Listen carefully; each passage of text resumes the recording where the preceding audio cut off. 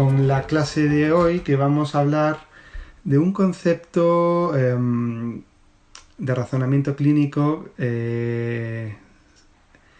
muy común. Cuando yo hago estos seminarios de razonamiento clínico, Ana me pidió pues que hiciera un pequeño café para hoy sobre temas que tienen que ver con dudas que suelen surgir a los participantes, y se me ocurrió que una muy común es una duda de tipo conceptual, pero que, como veremos, tiene un gran sentido clínico. Y si hacemos esto es precisamente porque queremos mejorar nuestras habilidades en la clínica, ¿no?, con el tratamiento de los pacientes. Yo soy de la opinión de que aclarar las dudas conceptuales tiene una gran repercusión en nuestra práctica clínica, porque si los conceptos están confusos, luego nuestra aproximación también es confusa. Luego os voy a pasar una presentación para que veáis un poquito de lo que vamos a hablar, y en esta presentación hay una frase de Henry Hertz que dice: cuando en ciencia conseguimos eliminar contradicciones conceptuales libres de desconcierto, dejaremos de cometer errores espurios. Y un error espurio que tenemos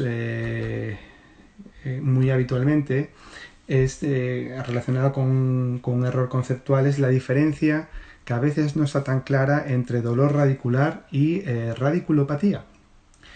Vamos a hablarlo tanto a nivel del dolor radicular cervical como el dolor radicular lumbar, que son los principales que vemos en nuestra clínica con los pacientes, y va a ser así. Entonces, sabéis que normalmente, supongo que en el ámbito latinoamericano debe ser similar, porque lo es así en todos los ámbitos, también en el ámbito anglosajón, y se refleja mucho en la literatura. Hay una confusión conceptual con el tema de la radiculopatía. ¿Qué es una radiculopatía y qué es un dolor radicular? He traído aquí pues unos papers, no sé si se ven. Si no, los voy a poner en la presentación y los vais a poder ver en las presentaciones perfectamente. Porque creo que ya con la cámara ya va a ser más difícil ponerlos. Pero fijaos, traigo aquí pues guías de práctica clínica y revisiones sistemáticas que están pues de primer orden. Por ejemplo, el criterio RAPID, y hablo un poquito de los criterios de clasificación del dolor radicular. Fijaos, criterios de clasificación del dolor radicular causados por hernia de disco lumbar, y habla de los siguientes criterios en un panel, en una serie de paneles, ¿no? En el sexto panel de expertos de un estudio Delphi. Pues hablamos de, fijaos qué criterios habla para el dolor radicular. Habla de dolor unilateral presente en la pierna, debilidad muscular unilateral, SLR menor de 60 grados en la pierna y pérdida de los reflejos aquíleos. O sea que para el dolor radicular meten como criterios el criterio RAPID, que es un criterio que está muy en boga y que muy citado en la literatura, bastante reciente, de 2017. Es un estudio multicéntrico de un panel de expertos. Meten como criterios de dolor radicular el dolor, la debilidad muscular, la pérdida de reflejos. ¿Vale?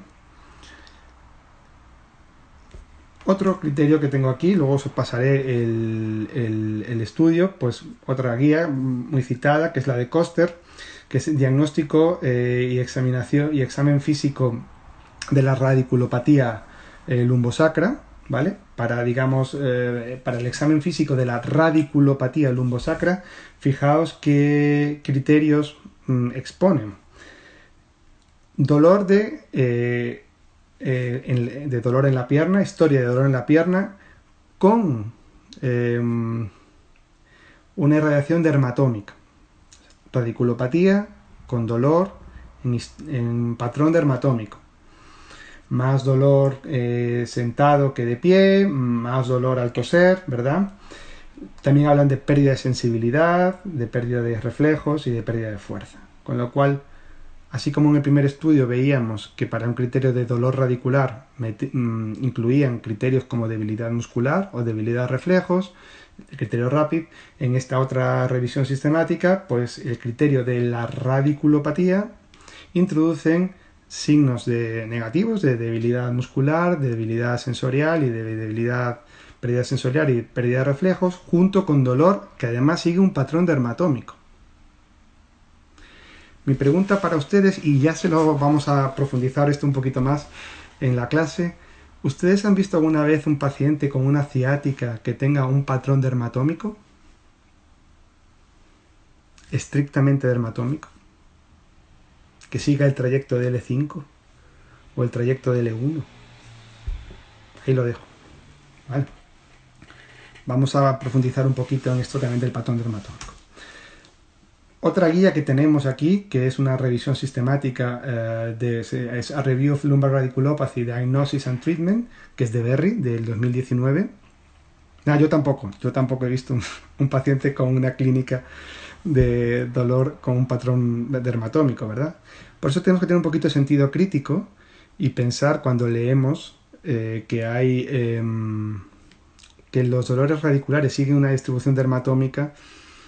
Tenemos que empezar a sospechar un poquito, porque a lo mejor estas personas no han visto un paciente en su vida. ¿Vale? Fijaos, en esta otra guía que hemos visto, que acaba de decir, que se lo pasaré a todos en la presentación, se lo pasaré a Ana y la podrán ver con calma. Todos estos estudios científicos son ejemplos, hay muchos, he puesto unos cuantos porque es muy habitual. Vemos que hacen la definición de radiculopatía, se describe como el dolor que irradia hacia las piernas a nivel lumbar y se describe por parte de los pacientes de tipo eléctrico, quemante o en rampas. Por lo tanto, la radiculopatía es un dolor que se describe por las piernas, ¿no? Y pues una naturaleza quemante, eléctrica, y además no lo podéis ver porque, bueno, a lo mejor lo voy a poner así, sí, igual se va a ver. Veis la distribución dermatómica, que también ponen pues esta distribución dermatómica de ese dolor de la radiculopatía, una vez más. Dice Ismael ahí, no, pero coincide en algún punto del recorrido. Claro, hombre, por supuesto. En algún punto coincide siempre, porque las piernas tampoco son infinitas, ¿no? Y los brazos. Vale, pero el tema, claro, en algún punto siempre va a coincidir. Pero como veremos, el patrón suele ser patrón mixto, ¿no? Quiere decir, va a ser parcheado, ¿no? Porque el dolor radicular tiene que ver con una sensibilización central. Vale, ya veremos un poquito este punto. Es muy difícil que siga una distribución metamérica o dermatómica. Lo que vamos a encontrar es pues un poco de la metamera de L1, de S1, de L5, de L4, ¿no? Son patrones pues mixtos, ¿no? Vale. Sin embargo, yo, antes de entrar en estos conceptos de fisiología del dolor radicular, lo que quiero que entendamos es que no es lo mismo radiculopatía que dolor radicular. ¿Vale? Y que normalmente se suele meter en el mismo cajón todo bajo la palabra radiculopatía.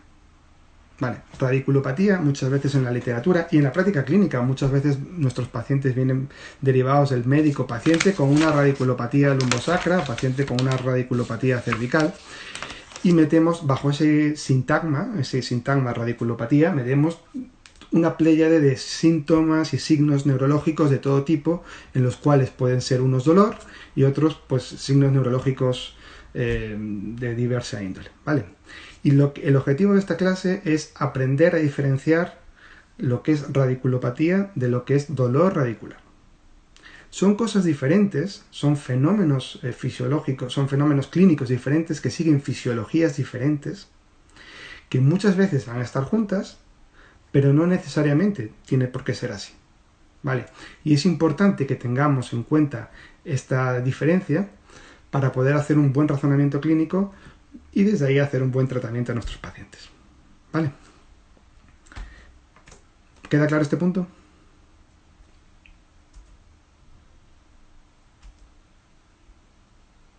Ok.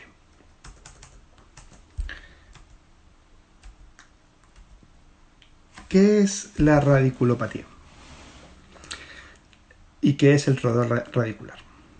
Vale, vamos a centrarnos primero a nivel lumbar, ¿de acuerdo? Y luego haremos una mención a nivel cervical, Vale, vamos a empezar por dolor lumbar, porque normalmente el dolor lumbar es, bueno, tiene una prevalencia mayor, ¿no? Sabéis que el dolor lumbar es la principal causa de discapacidad global, y dentro del triaje del dolor lumbar, los síndromes radiculares ocupan una prevalencia de un 10 a un 12% del total de pacientes con dolor lumbar, ¿no? Mi opinión, yo personalmente creo que es un poco mayor, ¿vale? Sin embargo, dentro de estos síndromes radiculares del dolor lumbar tenemos tres fundamentales, tres síndromes radiculares fundamentales a nivel lumbar. Uno es la radiculopatía, otra es el dolor radicular y otra es la estenosis de canal lumbar, ¿vale? Vamos a centrarnos en estas dos primeras, la radiculopatía y el dolor radicular, ¿vale? ¿Qué es la radiculopatía lumbar? La radiculopatía se define, y esto es la definición canónica y normativa, se define por la presencia de signos negativos, ¿vale? Es una condición clínica que se define por la presencia de signos y síntomas negativos. Signos negativos en neurología, ¿qué significa? Un signo negativo en neurología significa signos de pérdida, ¿vale? Cuando hablamos de radiculopatía estamos hablando de pérdida de conducción. Este es el concepto que tienen que tener ustedes claro. La radiculopatía se define por la pérdida de conducción, ¿vale? Los signos negativos. Signos negativos pueden ser de tipo motor, pérdida de fuerza, pérdida de fuerza fundamentalmente, o pueden ser sensitivos, por ejemplo, pérdida de sensibilidad. También pueden ser pérdidas de reflejos. E incluso puede haber pérdidas de trofismo, en este caso, por ejemplo, anhidrosis, ¿no? Entonces, pérdidas de fuerza, pérdida de sensibilidad o alteraciones tróficas en el sentido de pérdidas, como en anhidrosis, por ejemplo, son indicativos, pueden llegar a ser indicativos de una radiculopatía.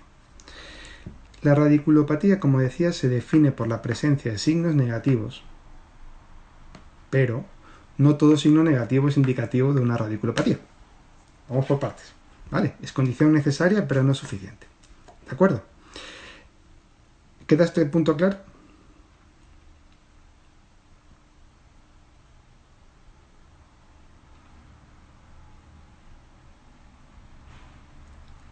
Ok. Bien. Perfecto. Ok. Muy bien, perfecto. Si hay alguien que tenga un... Hola, Tamara. Si hay alguna persona que tenga alguna duda, que me lo diga. Porque es importante que estemos todos ubicados en estos temas conceptuales. Perfecto. Voy a esperar 10 segundos y sigo, ¿vale? Para que haya alguien que pueda escribir si lo necesita.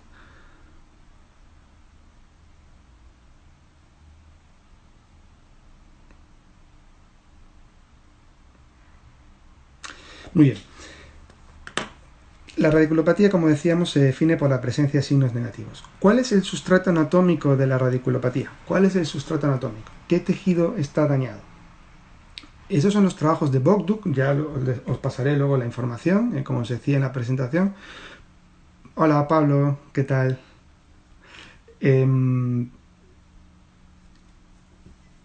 Los trabajos de Bogduk es la raíz nerviosa en la que está afectada. Vale, tenemos que ver un poquito, imaginarnos el espacio el complejo radicular en el espacio epidural. Sabemos que está justo a la salida antes del agujero de conjunción en lo que es el canal radicular. En el canal radicular está el complejo radicular, que está formado por la raíz nerviosa y el ganglio de la raíz dorsal. Eso estamos todo dentro de la vértebra. Lo veis, ¿no? Dentro de la vértebra, justo a la salida, está la raíz, en el canal radicular o en canal radicular está la raíz nerviosa y el ganglio de la raíz. Cuando se afecta la raíz nerviosa, cuando hay una afectación de la raíz nerviosa de cierta entidad, y estamos hablando de condiciones de desmielinización o axonopatía, podemos tener esta clínica radicular, que es causada por... se define por esta presencia de signos negativos. Pérdida de fuerza, pérdida de sensibilidad, pérdida de reflejos, ¿vale?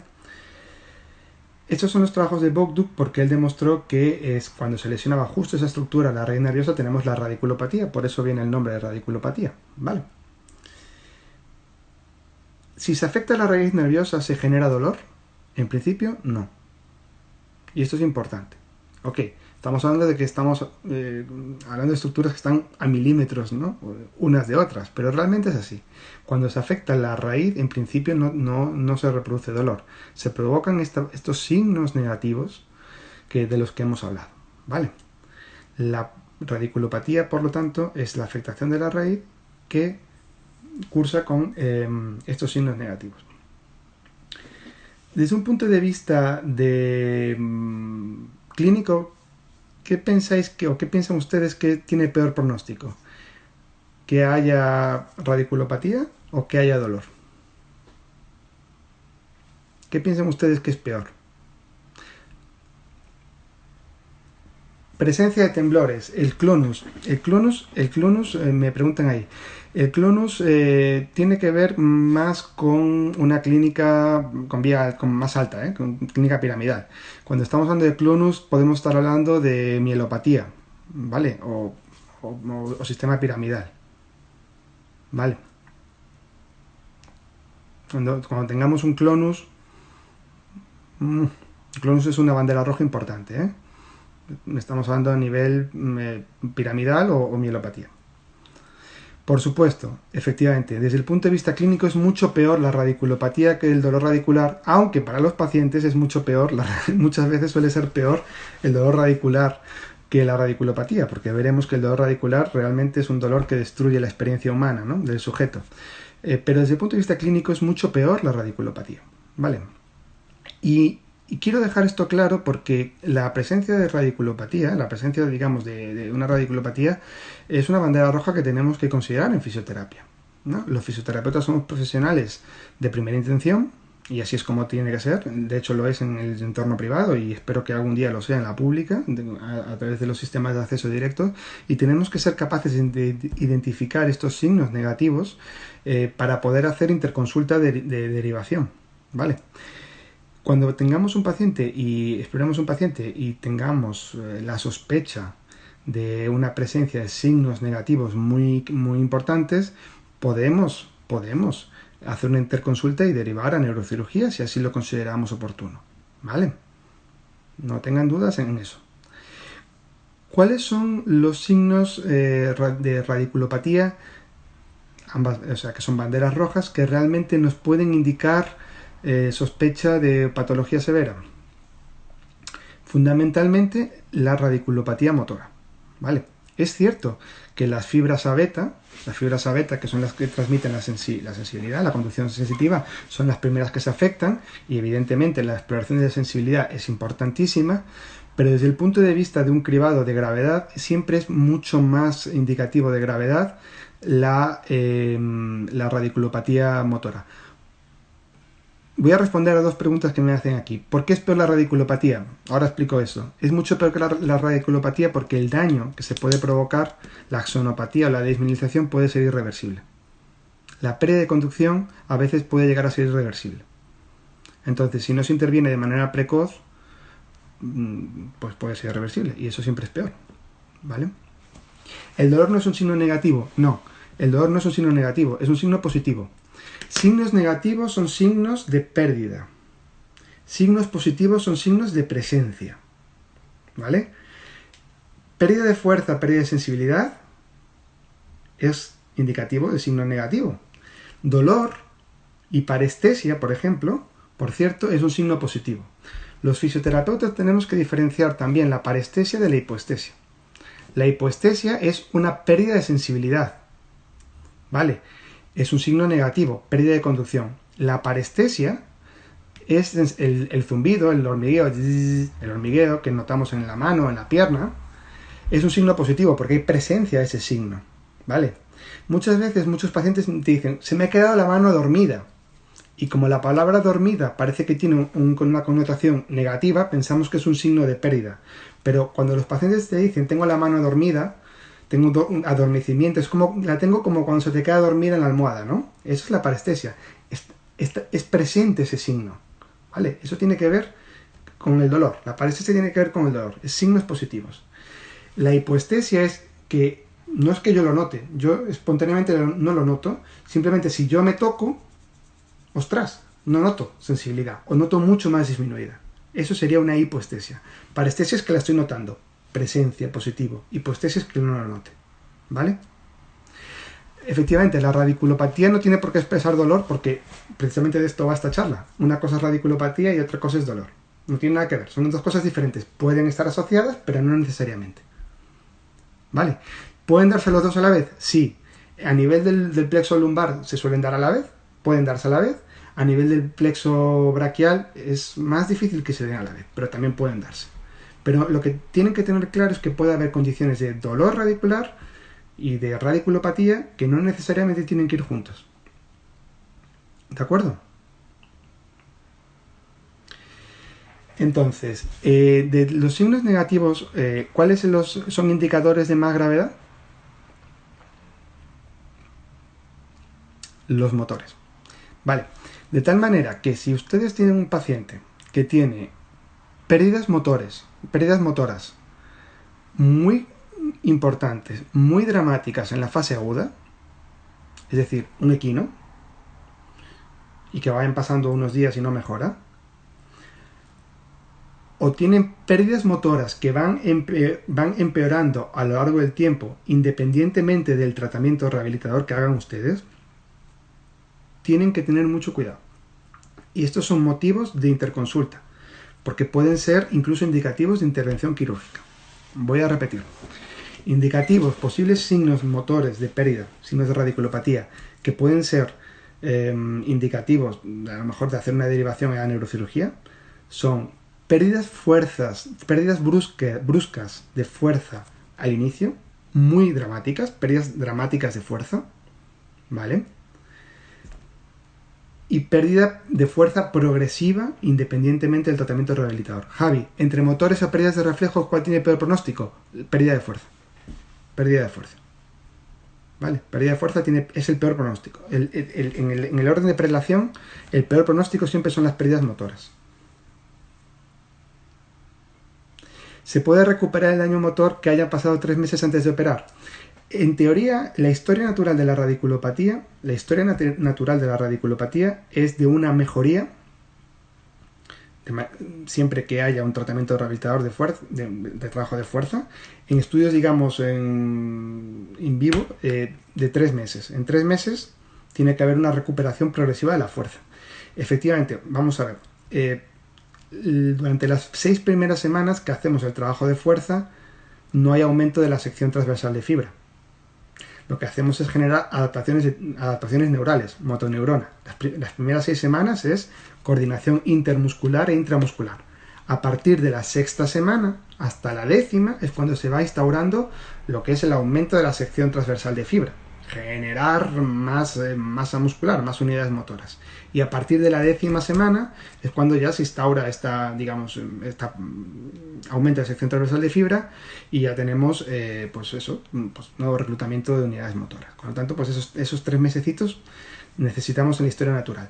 Si a lo largo de ese tiempo, esas 10 semanas, vemos que se va perdiendo fuerza, independientemente, cuando debería ir mejorando, a pesar de nuestros fisiocosas, nuestros ejercicios de fuerza, nuestros programas de ejercicio terapéutico de fuerza, y vemos que el paciente sigue perdiendo fuerza, eso también puede ser indicativo de que el daño es severo y a lo mejor necesitamos una interconsulta con neurocirugía. Repito las semanas, no se preocupe. La historia natural de la recuperación de la fuerza. Historia natural. El concepto de historia natural es muy importante en el razonamiento clínico, porque nos habla de la progresión natural de la enfermedad. Las primeras 6 semanas de trabajo de fuerza, es para generar adaptaciones neurales. El paciente va a notar fuerza desde la primera semana, pero todavía no hay aumento de la sección transversal de fibra. Todavía no hay nueva generación de masa muscular. ¿De acuerdo? Lo que hacemos es trabajar coordinación intermuscular e intramuscular. A partir de la 6ª semana ya empieza a haber aumento de la sección transversal de fibra hasta la 10ª y justo en la 10ª se instaura ya. Desde la semana 6 a la semana 10 se instaura. ¿De acuerdo? Entonces, fuerza el paciente va a notar desde la semana 1, pero hasta la sexta hay que decirle que no va a tener más masa muscular. Simplemente es generar motoneurona. De la sexta a la décima se instaura.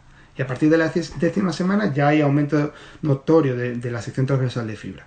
Por lo tanto, esas 10 semanas es un tiempo donde el paciente tiene que notar fuerza progresivamente, incluso a partir de la sexta aumentar sección, o sea, notar más masa muscular. Esta es la evolución natural, con ejercicio terapéutico, obviamente, con nuestros programas de ejercicio terapéutico, ¿vale?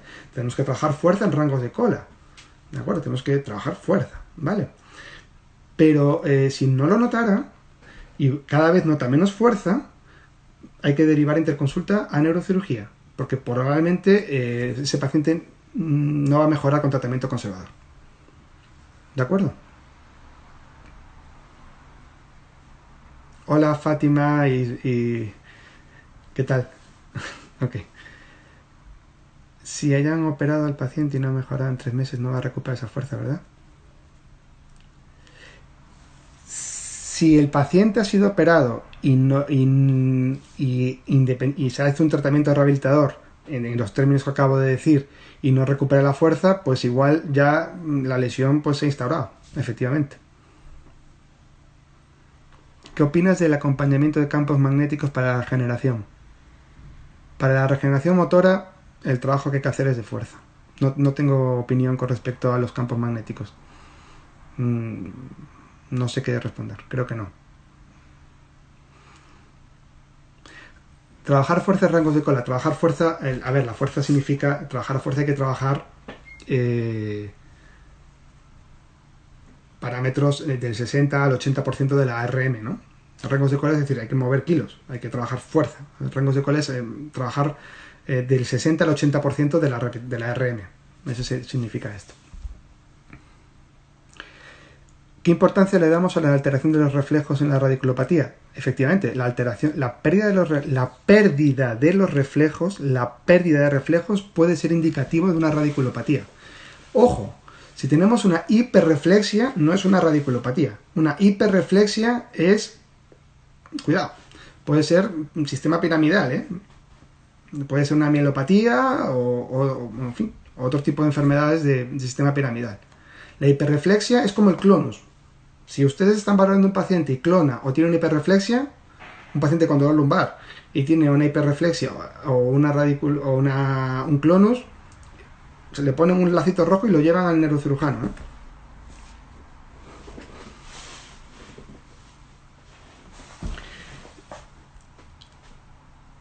Vale, seguimos.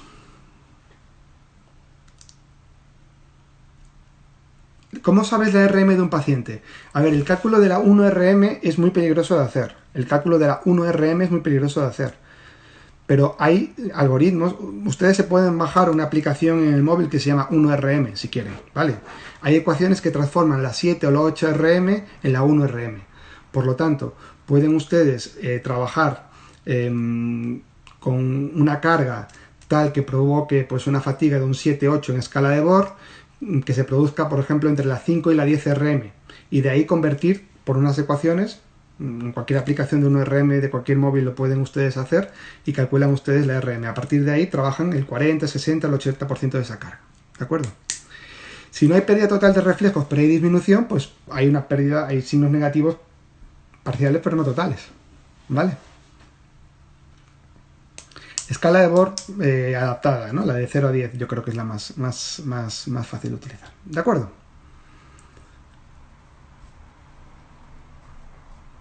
Sí, la aplicación se llama, no tengo yo ningún conflicto de intereses con esta aplicación, pero hay muchas, se llama 1RM. A partir de ahí ustedes pueden calcular desde la 7, 8 RM, que es un parámetro mucho más fácil de calcular, por unas ecuaciones que están en la propia aplicación, la 1RM. Y desde ahí trabajan con el 60, el 80%, o el porcentaje que quieran de la RM.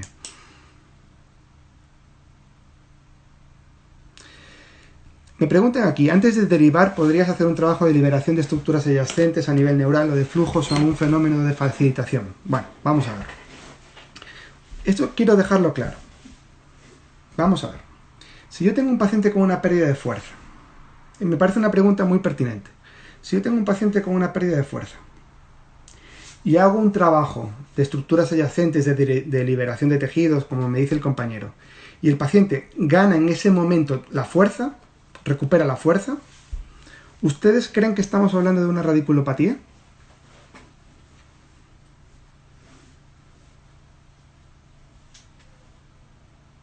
¿Qué creen? Tengo un paciente con pérdida de fuerza, trabajo el cuello o la lumbar y de repente el paciente recupera la fuerza. ¿Ustedes creen que estamos hablando de una radiculopatía? No, efectivamente. Y ahora quiero volver a lo que decía antes. Recordamos que decíamos, la radiculopatía se define por la presencia de signos negativos, pero no todo signo negativo es indicativo de una radiculopatía. ¿Vale? Yo puedo tener un paciente con una pérdida de fuerza, pero no porque haya una pérdida de fuerza quiere decir que es una radiculopatía. Es decir, es condición, a nivel lógico, es condición necesaria, pero no suficiente. ¿Vale? ¿Por qué? ¿Por qué no puede ser una radiculopatía? Porque la historia natural de la radiculopatía es la que acabamos de escribir antes, 10 semanas de trabajo. No hay nada que mejore, no hay nada ninguna técnica que mejore una radiculopatía en 5 minutos o en una sesión de fisioterapia. ¿Vale? Si un paciente tiene un signo negativo y después de hacer un tratamiento de liberación de tejidos recupera la fuerza, eso no es una radiculopatía. Eso no es una radiculopatía. Porque una desmielinización y una axonopatía no se recuperan en un masaje. ¿Esto que acabo de decir ocurre? Por supuesto que ocurre. ¿Es bueno que ocurra? Es maravilloso si nos ocurre, ¿vale? Porque el mensaje al paciente es otro. El paciente es otro. ¿Qué es lo que está pasando a nivel fisiológico? Pues probablemente estamos hablando de una irritación del tejido, una irritación nerviosa, que bloquea la conducción. Es cierto que bloquea la conducción, pero no hay tanto daño como para llegar a haber provocado una desmielinización, una axonopatía. Estaríamos en este mundo proceloso y brumoso de la disfunción. Es una disfunción del nervio. Esta zona gris que a veces estamos muchas veces en el oficio. No hay patofisiología clara, no hay patofisiología dura, no hay axonopatía, no hay desmielinización. Lo que hay es una disfunción del nervio, ¿vale? Es como, yo una vez un paciente me puso un ejemplo, siempre cuento esto, porque a mí me quedó muy grabado. Cuando yo se lo explicaba al paciente me dijo, mira, esto es como cuando se me mojó a mí el celular, el teléfono móvil, el celular se me mojó y lo puse un día en arroz y al día siguiente resucitó, ¿no? Pues es exactamente igual. Es decir, estaba estropeado, pero el circuito no se había fastidiado del todo. Pues exactamente sería un poco el mismo ejemplo. Perdonar un poco, pero a lo mejor es una manera gráfica de entenderlo. Sí, es una especie de disfunción del nervio. El síndrome piramidal. Vamos a hablar de eso luego con el dolor. El síndrome piramidal... el síndrome piramidal, el nombre científico ahora es el síndrome bruto profundo, ¿no? El síndrome bruto profundo puede ser un dolor neuropático, no radicular, un dolor neuropático. El dolor radicular es un tipo de dolor neuropático, pero no todos los dolores radiculares, no todos los dolores neuropáticos son radiculares, porque un dolor neuropático puede ser pues en la raíz o puede ser en un trayecto del nervio, ¿no? Puede haber un dolor neuropático debido a una compresión digamos, a la zona en donde está el músculo piramidal. Hay 6 variantes anatómicas por las cuales, ¿no?, puede pasar el nervio ciático alrededor del músculo piriforme y puede provocarse una axonopatía por cambios degenerativos propios en el piriforme o en el piramidal, en esa fase de interfase mecánica por donde pasa el nervio ciático, ¿vale? Ok, sigo con la... Tiene razón Jonathan, sigo, porque si contesto todas las preguntas no sigo. Vale. Ok, el siguiente punto queda claro un poco lo de la fuerza, el tema de la fuerza. Esa es la radiculopatía, ¿vale? El dolor radicular es otra cosa. El dolor radicular es otra cosa. Para acabar un poquito con la radiculopatía, ¿cómo lo valoramos clínicamente? La exploración neurológica es la exploración fundamental. La exploración neurológica es la exploración fundamental. Para valorar la fuerza hay que hacer las pruebas de valoración de fuerza. ¿de acuerdo? Las pruebas de valoración de fuerza que estudiamos todos en la carrera, ¿vale? Y efectivamente la radiculopatía sí que tenemos que guiarnos por los miotomas, ¿vale? Aquí sí, para el dolor no, tenemos que tener en cuenta los dermatomas, pero para la radiculopatía, para los signos negativos, tenemos que tener en cuenta los miotomas, en el sentido de la pérdida de fuerza, y el miotoma, pues de C5, de C4, C5, ¿verdad? Los miotomas, pues lo mismo en L4, L5, S1, todos los miotomas del miembro inferior, los miotomas del miembro, digamos, del plexo braquial y del plexo lumbosacro, y los dermatomas, ¿de acuerdo? Y los dermatomas. Para explorar la sensibilidad podemos utilizar elementos como el algodón, como el diapasón, para explorar las fibras A beta, ¿vale? El diapasón es muy importante para explorar la palestesia. La palestesia es el sentido de la vibración. Las fibras A beta son las primeras que se lesionan, como hemos dicho. Entonces podemos utilizar tanto el algodón como el diapasón para valorar la conducción de las fibras A beta, y podemos utilizar también un alfiler para las fibras, las A delta, ¿no? Las A delta o la fibra C, ¿vale? Si ustedes tienen también packs de frío y calor, también pueden ustedes utilizar para valorar la sensibilidad térmica, ¿de acuerdo? Entonces, exploración de fuerza, exploración de la sensibilidad y luego la exploración de los reflejos, ¿vale? La exploración de los reflejos. Esa es la manera, los test más sensibles. La sensibilidad, sabéis que es el parámetro de Descartes, ¿no? El rule out, ¿no? La sensibilidad son test sensibles de diagnóstico, ¿vale? Una vez que yo tengo un paciente que tiene un indicativo de signos negativos, si yo quisiera buscar la prueba confirmatoria, ¿vale? Estas pruebas que acabamos de hablar son las pruebas de sensibilidad, son sensibles, la exploración física. Si yo quisiera buscar la prueba confirmatoria, ahí es donde puedo recurrir, y seguramente ustedes lo habrán visto en muchos de sus pacientes, a las pruebas específicas, ¿vale? ¿Cuáles son las pruebas específicas en este sentido?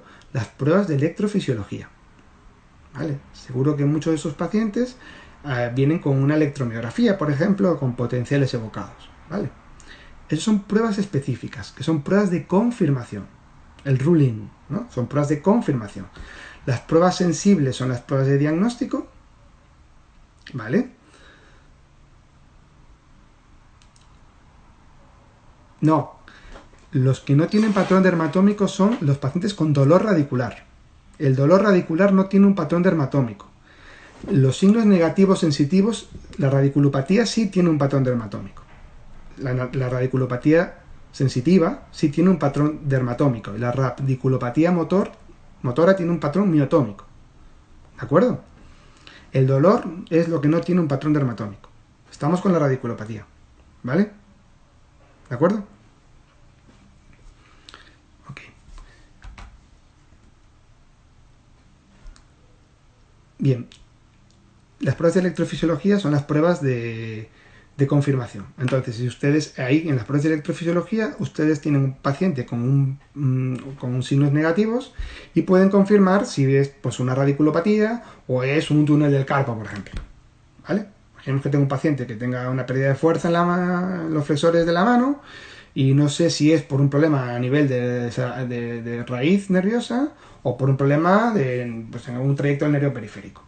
Pues el signo negativo es la prueba sensible y para confirmarlo la prueba de electrofisiología. ¿De acuerdo? Vale. Queda claro, Elena y Judith, el tema de la radiculopatía y el patrón dermatómico, ¿verdad? La radiculopatía sigue un patrón metamérico. Lo que no sigue un patrón metamérico es el dolor. ¿Vale? ¿Cómo lo distinguimos de la polineuropatía diabética? Precisamente con las pruebas de confirmatorias, ¿vale? Con las pruebas de electrofisiología. ¿De acuerdo?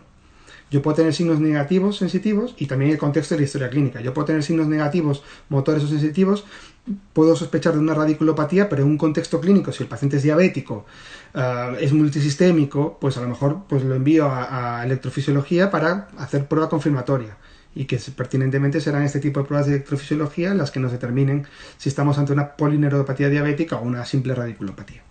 ¿Vale? Pruebas sensibles son las pruebas de valoración de la fuerza y la sensibilidad. Pruebas específicas son las pruebas de electrofisiología. Diagnóstico, confirmación. Sensibles, diagnósticos, confirmación, son las de confirmación que son en laboratorio. ¿vale? Efectivamente, las pruebas de electrofisiología pueden establecer dónde está el problema del atrapamiento. Para eso son confirmatorias. Pero tú antes tienes que sospechar si es que hay un atrapamiento, claro, me refiero. Si es que hay un atrapamiento, ¿vale? Pero tú antes tienes que sospechar de alguna de esas condiciones, ¿de acuerdo? ¿Por qué el dolor no tiene patrón dermatómico? Vamos a hablar ahora del dolor. Vale, vamos a hablar ahora del dolor. Igual que el test de Spurling es un test de dolor, no es un test de conducción, ¿eh? El dolor no tiene patrón dermatómico porque el dolor, todo dolor referido, y el dolor radicular es un dolor referido, tiene que ver con un fenómeno neurofisiológico que se llama sensibilización central. Todo dolor referido es un fenómeno de sensibilización central. ¿De acuerdo? Y por definición, la sensibilización central no tiene tanto que ver con sustrato anatómico como con cambios en el asta posterior. Es una amplificación medular de la realidad del tejido, en este caso debido a una lesión del ganglio de raíz dorsal, como veremos, pero la sensibilización central lo que provoca es un dolor referido en patrones mixtos, patrones acoplados, ¿vale? Todo dolor referido es sensibilización central, ¿de acuerdo? Y el dolor radicular es un dolor referido. ¿Cuál es la estructura que está dañada cuando tenemos dolor radicular? Así como en la radiculopatía la estructura que estaba dañada del sustrato anatómico era la raíz nerviosa, en el dolor radicular es el ganglio de la raíz dorsal, que también está dentro del espacio epidural. ¿De acuerdo? Dentro del espacio epidural está dentro del espacio epidural, en el canal radicular, el complejo radicular es la raíz y el ganglio, ¿verdad? Pues en el ganglio, cuando se irrita el ganglio, y esos son los trabajos de Bogduk, también experimentalmente lo demostró, se provoca fenómenos como los signos positivos, el dolor e incluso también la parestesia, ¿de acuerdo? Por eso pueden estar juntos o no necesariamente tienen que estar juntos, ¿vale? Si se irrita el ganglio de la raíz dorsal a nivel cervical o a nivel lumbar, podemos tener este otro fenómeno que es el dolor radicular, ¿de acuerdo? No sigue un patrón dermatómico porque tiene que ver con la sensibilización central. Vamos a ver. Para que una estructura dé dolor referido, tienen que pasar tres cosas, fundamentalmente. Primero, que esté cerca del eje. ¿Vale? Las estructuras que están cerca del eje dan dolor referido, con más probabilidad que las estructuras que están lejos del eje. Una faceta articular da dolor referido hacia el brazo, ¿verdad? ¿Por qué? Porque está cerca del eje. El ganglio de la raíz dorsal está cerca del eje, puede dar dolor referido, ¿vale? Pero ¿verdad que una articulación interfalángica no da dolor referido hacia el cuello? No, porque está lejos del eje, ¿vale? Por lo tanto, la cercanía del eje es uno de los factores importantes para que haya estos fenómenos de dolor referido, por sensibilización central y activación de unas neuronas, es unas sinapsis colaterales que hay entre niveles metaméricos suprainfrayacentes, ¿vale? Pero, para que me entiendan, cerca del eje. Sí, la columna, el eje es la columna, el neuroeje, ¿vale? Otra posibilidad para que haya estos fenómenos de dolor irradiado tiene que ser la intensidad del daño. Una faceta va a dar más dolor irradiado, o un síndrome de dolor miofascial, un músculo, ¿no? Va a dar más dolor irradiado siempre que esté cerca del eje y siempre que el daño o la irritación en ese tejido sea lo suficientemente fuerte. ¿De acuerdo? En el caso del dolor radicular, cuando se daña ese ganglio de la raíz dorsal, se provocan la activación de unos cambios en el axolema, que se provocan los lugares generadores de impulsos ectópicos, ¿no? Los LGA. Estos son cambios de permeabilidad selectiva en la membrana que provocan una activación muy fuerte de la señal nociceptiva hacia la asta posterior de la médula, digamos que tiene una intensidad muy elevada y por eso provoca el dolor referido. ¿De acuerdo? No es exactamente convergencia medular, no son los fenómenos de convergencia. Los fenómenos de convergencia, eso es la teoría de Rush año 59 del siglo XX, pero no explica, los fenómenos de convergencia no explican el dolor referido. Tiene que ver con la activación tiene que ver con la activación de sinapsis colaterales a varios niveles de la médula. Es otro fenómeno parecido, pero no es exactamente la convergencia. ¿Vale? Dolor irradiado y dolor referido es lo mismo, ¿vale? Sí. Ok, entonces, el dolor radicular es un dolor neuropático.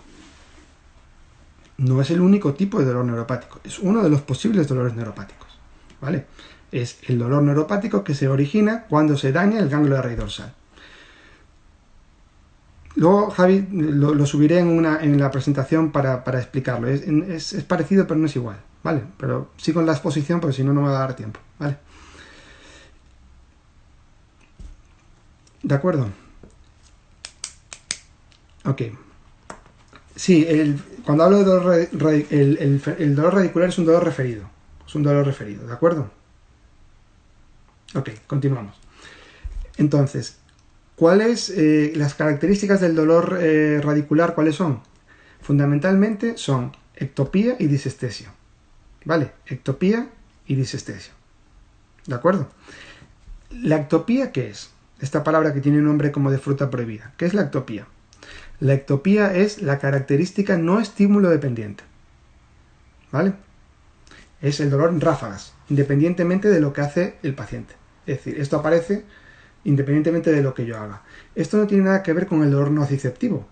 Porque yo, por ejemplo, si tengo un dolor, tengo un daño en la articulación del dedo, aquí en la interfalángica, y lo doblo, me reproduce el dolor, y cuando lo estiro me desaparece el dolor. Esto es un dolor nociceptivo. Es estímulo dependiente. Lo doblo, me duele, lo relajo, no me duele. Lo doblo, me duele, lo relajo, no me duele. Cuando se provocan estos cambios selectivos en la permeabilidad de la membrana, los lugares generadores de impulsos anómalos ectópicos debidos a este daño en el ganglio de raíz dorsal, se provocan descargas, ¿vale? En la neurona nociceptiva de primer orden que no son estímulo dependientes. No tienen nada que ver, no siguen la fisiología normal de un nervio, de una neurona nociceptiva, ¿vale? Empieza a descargar independientemente de lo que pasa, de la realidad del tejido. Eso clínicamente se refiere como esas descargas, ¿verdad? Que el paciente refiere, hagan lo que hagan. Esto genera una gran respuesta maladaptativa de estrés, porque no hay control sobre los síntomas. No, haga lo que haga, no soy capaz de aliviarlo. Y además los pacientes lo que hacen es, pues se dan puñetazos en la zona donde les duele, que aún encima no les pasa absolutamente nada en esa zona, ¿vale? Entonces hay que tener mucho cuidado porque esto genera una gran respuesta muy maladaptativa. Esta respuesta maladaptativa se llama disestesia, ¿vale? Por lo tanto, ectopía y disestesia. Sí, el dolor ectópico, o sea, ectopía cursa, la neuralgia del trigémino por supuesto que cursa con ectopía y el dolor de muelas también. Todos los dolores neuropáticos cursan con ectopía y disestesia. Todos los dolores neuropáticos cursan con ectopía y disestesia. Tanto la neuralgia del trigémino como el dolor de muelas, como un zóster, la neuralgia posherpética o, pues, en este caso, el dolor radicular. Por supuesto que sí. ¿Vale? Entonces, ectopía y disestesia son las dos características del dolor neuropático. ¿Vale? ¿Cuál es la historia natural de este dolor neuropático? Habíamos visto la historia natural de la radiculopatía motora, en este caso, ¿verdad? Esas 10 semanas de tratamiento mediante fuerza. Sí, disestesia es una respuesta maladaptativa. Disestesia es una respuesta que destruye la psique de la persona. Ustedes saben cómo son sus pacientes con dolor radicular. Es un dolor inenarrable, ¿vale? Y muchas veces de difícil tratamiento en la fase aguda. ¿Cuál es la historia natural? La historia natural es en la fase aguda, normalmente estos cuadros cursan con una latencia que puede llegar a ser hasta de 20 días. Es decir, el paciente ya lleva unos días o incluso semanas con un pródromo, o bien un dolor del cuello, un poco sordo, que incluso baja hacia la zona interescapular, o bien un dolor lumbar, ¿no? Puede ser de horas o de hasta 20 días. Pero en cualquier caso, en cuanto debuta pues con esta clínica de disestesia y ectopía, el dolor será más referido cuanto más grave sea el daño, es decir, un dolor que llegue hasta el pie va a ser más daño a nivel del ganglio lumbar que un dolor que llega hasta la nalga. De la misma manera, un dolor que llega hasta la mano va a ser más fuerte, que el daño va a ser más fuerte que un dolor que llega hasta el hombro, ¿vale? Sí, 20 días de latencia, sí, 20 días de latencia puede estar. Esto ocurre muchas veces en los accidentes de tráfico, que el paciente va a urgencias en el día del accidente. En el parte de urgencias no hay dolor neuropático y al cuarto día el paciente empieza con dolor, ¿verdad?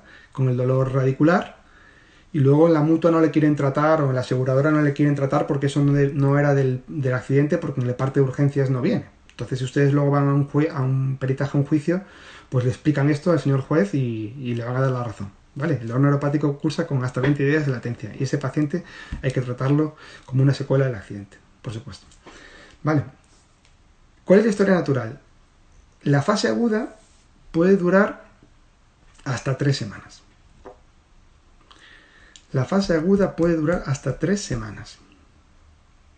Y estamos hablando de un dolor que muchas veces si le ponemos en una escala EVA de 0 a 10, te van a decir que es 25. ¿Vale? Hay cuestionarios específicos para valorar esto. Tenemos el SLANS, el DN4 o el Pain Detect. Estos 4 cuestionarios, SLANS es británico, está todo adaptado al español de cada idioma, también al español de México, de Guatemala, de Argentina, ¿vale? Los hay adaptado a varios idiomas. El SLANS es el británico, de la Universidad de Leeds, el DN4 es francés y el Pain Detect es alemán. Cualquiera de los 3 cuestionarios son válidos y yo les recomiendo que utilicen estos cuestionarios para valorar a estos pacientes, ¿vale? En el SLANS, que es el que utilizo yo, cuando puntúa más de 12 puntos,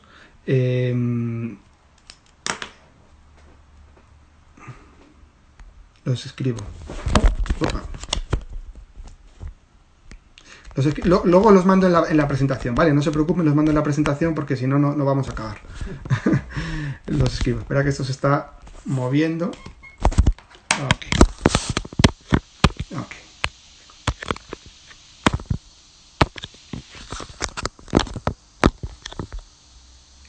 ¿Me ven? Ok. Vale. Los mando en la presentación. SLANS, DN4 y Pain Detect, ¿vale? No se preocupen. El paciente puntúa con estos cuestionarios y nos puede ser indicativo de esta lesión de dolor radicular, ¿vale? Ectopía, disestesia son otras características. Eso a nivel de la historia clínica. La fase aguda en la historia natural puede durar hasta 3 semanas, como decía. 3 semanas en las cuales muchas veces el dolor es intratable, ¿vale? Muchas veces en esta fase aguda el mejor tratamiento que podemos hacer es precisamente explicar la historia natural. De todas las enfermedades que puedes tener en la espalda, esta es con mucho la menos grave, aunque te duela tantísimo como te está doliendo. Es simplemente una pequeña irritación a nivel del ganglio de raíz dorsal. Va a pasar, ¿vale? El paciente necesita también tener esta confianza. Y muchas veces es de las principales, sobre todo a nivel lumbar, cuando es muy agudo, y todos ustedes tendrán sus experiencias dramáticas con sus pacientes con ciática aguda, es muchas veces explicar lo que está pasando es lo mejor que podemos hacer. Y si el paciente está muy intratable, muy intratable, mi recomendación es derivación a hospital, ¿vale? A veces estos pacientes necesitan, son pacientes de una urgencia, estar en observación, meterle un corticoide, un fortecortin, para intentar bajar esa inflamación a nivel del tejido, ¿vale? Es mi experiencia, ¿vale? Cuando están muy intratables. Si una vez que están en fase subaguda, sí podemos hacer intervención de fisioterapia más allá de la pedagogía, ¿vale? La segunda fase, la fase subaguda, dura hasta 3 meses, ¿vale? La fase subaguda, 3 semanas, hasta, la preposición hasta es importante, la fase subaguda es hasta 3 meses, ¿vale? En esa fase subaguda, hasta 3 meses, podemos hacer intervenciones de fisioterapia, tanto a nivel de interfase mecánica como de tipo neurodinamica, para ir mejorando, junto con el paso del tiempo, la clínica. Fase aguda, hasta 3 semanas, fase subaguda hasta 3 meses, ¿de acuerdo? A nivel de test, tenemos a nivel lumbar el SLAM test, es el más sensible, ¿vale? Y para el dolor radicular a nivel cervical tenemos el clúster de Weiner, ¿vale? Que es un clúster que incluye varias pruebas, como son el Spurling test, el ULNT1, el test neurodinámico del miembro superior 1, el test de distracción y la rotación de menos de 60 grados ipsilateral, ¿vale? ¿De acuerdo? Estos serían un poco los criterios de valoración. En la historia clínica es la disestesia, la ectopía y utilizar un cuestionario. Y en la exploración física tenemos el test de SLAM para el dolor lumbar, para el dolor radicular lumbar y para el dolor radicular cervical, pues este clúster de Weiner. Fase aguda, el tratamiento más importante, explicar la historia natural. Explicar la historia natural de todas las enfermedades que tienes en la espalda. Esta es la menos grave. Es una pequeña edema, una pequeña irritación. A la altura del ganglio dorsal. En la fase subaguda sí podemos hacer nuestros tratamientos de fisioterapia de interfase mecánica o de neurodinámica. Y hay que tener en cuenta que podemos estar hasta 3 meses para la recuperación. ¿De acuerdo? ¿Cuándo es un criterio quirúrgico? Solamente el dolor es criterio quirúrgico solamente cuando esto no mejora en los términos que lo acabo de decir ahora. Es decir, si la fase subaguda, la fase aguda, esas 3 semanas, el paciente no lo soporta y no es capaz de pasar las 3 semanas, si las tiene que pasar, pues a lo mejor está indicado la cirugía. ¿Vale? Factores predisponentes, siempre los factores bio son los más indicativos. Cuanto peor sea el estado de salud del paciente, peor. ¿Vale? El factor se va a acabar, chicos, se me corta. Un placer. Aeróbico muy importante. Hola. Sigo por aquí otra vez, que me han dado un chance para acabar. No sé si me ven. Hola. Sigo por aquí.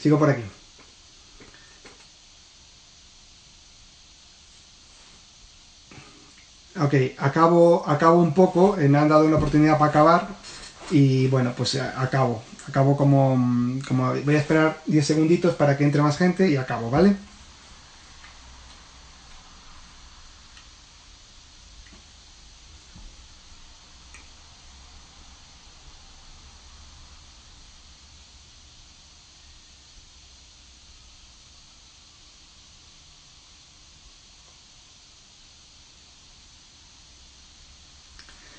Espero 20 segundos y sigo, ¿vale? Para que se una todo el mundo que estábamos y acabamos ahora. Los envío ahora, entre hoy y mañana se los envío a Ana, no os preocupéis, los documentos.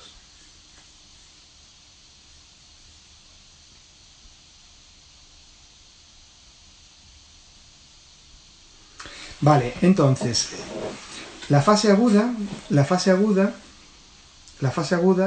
como decíamos, hasta 3 semanas, la fase subaguda o crónica, si queréis, hasta 3 meses, ¿vale? En la fase aguda muchas veces, como decíamos, es intratable y sobre todo a nivel lumbar es intratable, o es mi experiencia. Yo aquí no estoy para vender la moto, os digo la verdad. Pero sí que es muy importante explicar precisamente la historia natural, lo que está pasando, ¿vale? La principal causa del dolor radicular lumbar es la hernia de disco y muchas veces es más un fenómeno inflamatorio que propiamente de compresión mecánica, ¿vale? Con lo cual, derivar al paciente a un servicio de observación hospitalaria o por lo menos un ambulatorio para que le ponga un corticoide puede ser una buena idea y dejar que pase un poco esa fase aguda. Muchas veces son espaldas que no quieren ser movidas, ¿vale? Que necesitan estar quietos en la fase de contención. Pueden ustedes probar a poner a lo mejor una venda, este tipo de cosas puede ayudar. Pero en general es fase aguda. Vale, a nivel cervical sí que es cierto que la fase aguda permite más juego porque el cuello es más fácil muchas veces de manipular, ¿no? Con nuestras técnicas de terapia manual que a nivel lumbar, pero en cualquier caso también dejar que pase esta fase aguda y volver a la subaguda, ¿vale? La tracción cervical puede ser útil, tracción manual, puede ser útil en esta fase aguda y llegar y esperar el tiempo que pasa hasta la fase subaguda. En la fase subaguda, tanto a nivel cervical como a nivel lumbar, podemos trabajar mucho mejor con nuestras técnicas de terapia manual, bien de interfase mecánica o bien neurodinámicas, ¿vale? Decía un compañero antes, trabajo aeróbico. El trabajo aeróbico a ser posible desde el principio. ¿Por qué? Porque el trabajo aeróbico sabemos que aumenta mucho la perfusión sanguínea en los tejidos y es lo que necesitamos, oxigenar esos tejidos, oxigenar esos tejidos.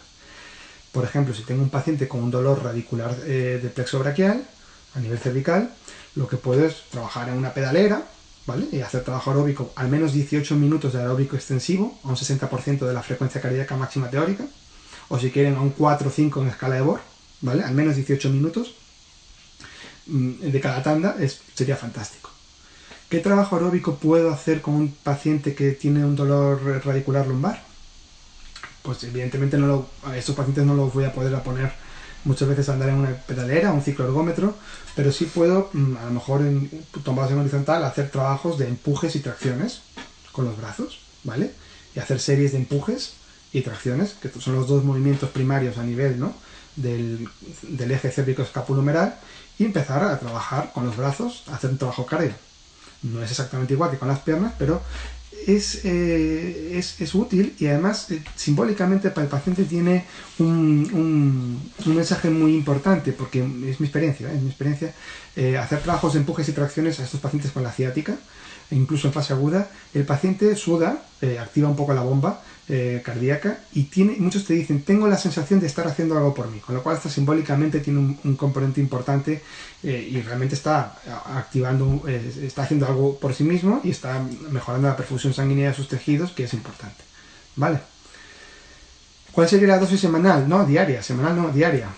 150 minutos de aeróbico extensivo a la semana, son las guías de la CSM, ¿no?, de la Sociedad Americana de Deporte.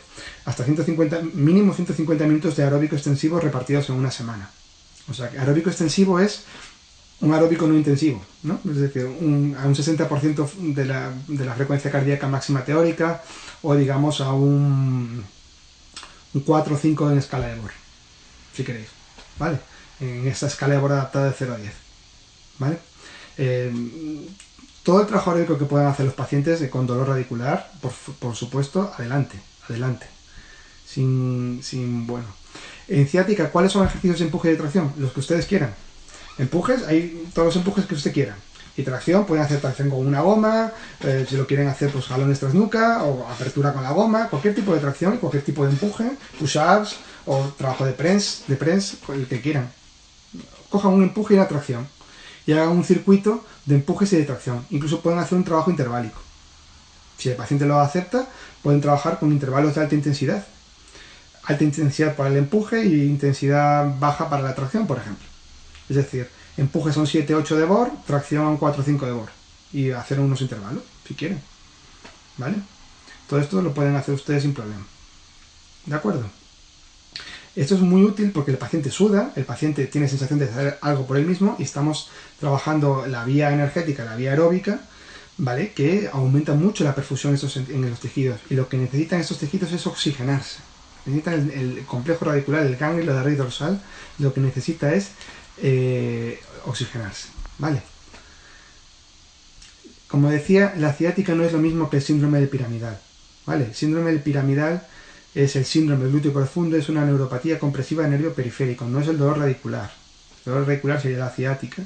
El síndrome del glúteo profundo es un dolor radicular debido a una compresión del nervio periférico, justo en esa salida del piriforme, ¿vale? También el trabajo aeróbico ahí es muy importante.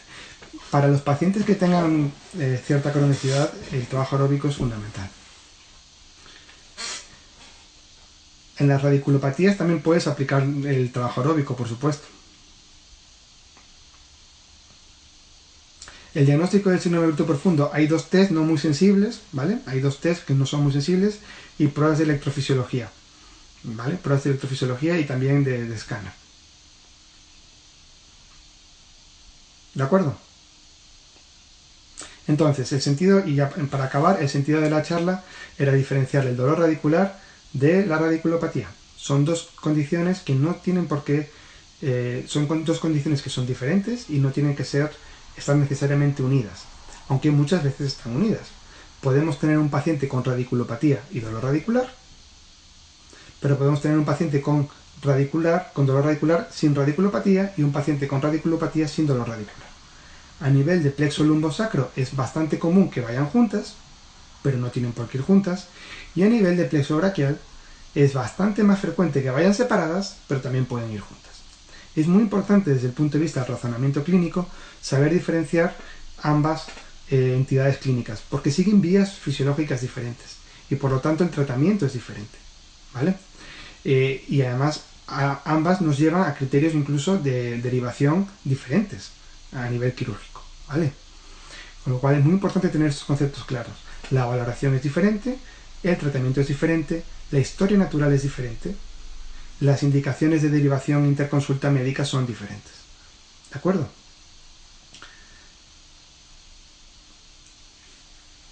El dolor radicular es un dolor referido, o un dolor irradiado. El dolor irradiado y dolor referido para mí es lo mismo y tiene que ver con la sensibilización central. Muy importante, no todo dolor irradiado del brazo es dolor radicular.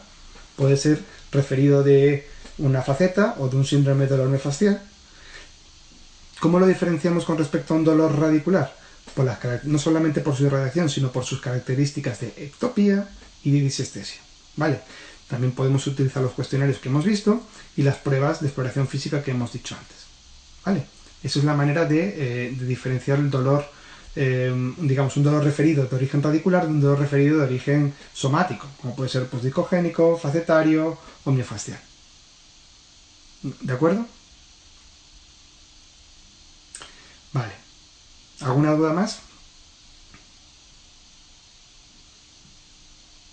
Espero haber dejado claro en esta clase pues la diferencia entre dolor radicular y radiculopatía y haberles ayudado a profundizar en su razonamiento clínico.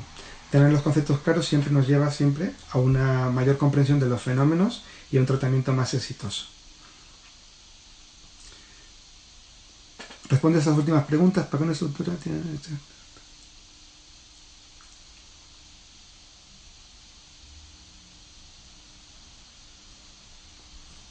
Se va borrando, no veo mucho las preguntas. Bueno. Pues nada. Puede haber dolor radicular. Puede haber dolor radicular y signos negativos de conducción nerviosa. Solo si hay una radiculopatía. El dolor referido dependía de 3 factores. El último no lo citaste. Ah, vale, que eso me lo han preguntado antes. Ok, las características son cerca del eje, que el dolor que la estructura esté cerca del eje. El segundo es la intensidad. Y el tercero es el tiempo. El tiempo que esté ese estímulo nocivo dañado. Ese tejido dañado. Proximidad al eje, intensidad del estímulo nocivo y tiempo de exposición de ese estímulo nocivo. Perdón, que me lo han preguntado varios. Tiempo es el tercero. El tiempo. ¿Vale? Por ejemplo, una persona con una coxartrosis que lleve mucho tiempo con mucho daño en la cadera, al cabo de meses o años, puede acabar desarrollando dolor referido hacia la rodilla, por ejemplo, porque ha pasado mucho tiempo que ha habido un daño en esa cadera. En el caso del complejo radicular no es tanto el tiempo, sino la intensidad. Y es igual que en el infarto de miocardio. El corazón está cerca del eje, ¿verdad? El corazón da dolor referido porque está cerca del eje, ¿no? Da dolor referido porque está cerca del eje. La arteria coronaria está inervada. Cuando hay una compresión isquémica, cuando hay un daño de la arteria de la coronaria y hay una compresión, como es muy intensa la activación que provoca, ¿no? La despolarización de la membrana es muy intensa, ¡pum!, provoca rápidamente el dolor referido. ¿Vale? Es intensidad, tiene que ver con el infarto de miocardio, con el ganglio dorsal, y para estructuras somáticas la faceta, el músculo, si no es traumático, la articulación tiene muchas veces más que ver con el tiempo. ¿De acuerdo? No sé si queda claro.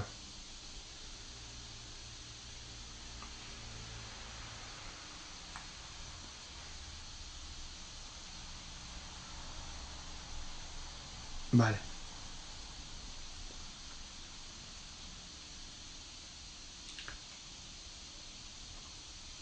Sí, yo cuando hablo aquí de dolor referido es lo mismo que dolor irradiado. El proceso fisiológico es el mismo y se llama sensibilización central. Todo dolor referido es debido a un proceso de sensibilización central. Da igual que sea facetario, miofascial, discogénico o radicular. El proceso es sensibilización central. Lo que diferencia el radicular de los demás es su comportamiento ectópico, no estímulo dependiente, y disestésico. A nivel de historia clínica también tenemos estos cuestionarios que he dicho, y a nivel de exploración física tenemos test sensibles muy apropiados para estos tejidos, como son el SLAM o el clúster de Weiner en el caso del complejo del dolor radicular de tipo cervical. ¿Vale? Bueno, pues nada más. No quiero robarles más tiempo. Les quedo muy agradecido por su tiempo y espero que haya quedado claro. Un abrazo a todos, también un saludo. Sí, el aeróbico también podemos trabajar en la fase crónica. 150 minutos de aeróbico extensivo siempre. ¿Vale? ¿De acuerdo? Les quedo muy agradecidos. Un saludo especial a nuestros compañeros de América Latina, con mucho cariño desde España. Se les manda un abrazo y esperando que en estos momentos difíciles también se encuentren lo mejor posible. Un abrazo muy fuerte. Muchas gracias.